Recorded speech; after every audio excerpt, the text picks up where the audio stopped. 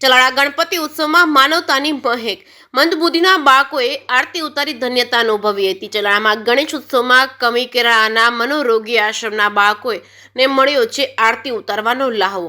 ધારી તાલુકાના ચલાળા પટેલ શેરી ખાતે પટેલ શેરી મિત્ર મંડળ તેમજ ગાયત્રી ગરબી મંડળ દ્વારા આયોજિત ગણેશ ઉત્સવમાં કમી કેરાળા ગામથી જન કલ્યાણ વિકાસ ટ્રસ્ટ માનવ સ્મૃતિ મંદિરમાં રહેતા મંદબુદ્ધિના બાળકો ખાસ ગણેશ ઉત્સવમાં આવ્યા હતા અને તમામ બાળકોએ પ્રાર્થના બોલી ત્યારબાદ ગણેશજીની આરતી ઉતારી હતી। ત્યારબાદ દરેક બાળકોને ઉપસ્થિત તમામ ભક્તોને મોગલમાં માનવ સેવા ટ્રસ્ટ ચલાળા સુરત તરફથી અલ્પાહાર આપવામાં આવ્યો હતો।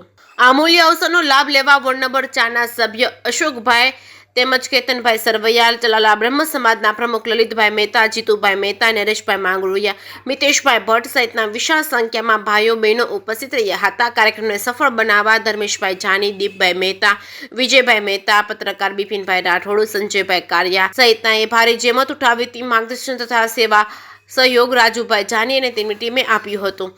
જે કે સિંહ ગુજરાતી સાથે બિપિન રાઠોડ, ચલાલા। જય ગણપતિ બાપા। આજ રોજ પટેલ શેરીની અંદર ગણેશ ઉત્સવની અંદર સંચાલિત શ્રી રાજુભાઈ જાનીએ જે કમી ગામની અંદર જન કલ્યાણ સ્કૂલ જે મંદબુદ્ધિના બાળકો છે ખૂબ સારી એવી રીતે ચલાવી રહ્યા છે તેઓને અહીં આરતી માટે આજે આમંત્રણ આપેલું, નાસ્તો કરાવેલો।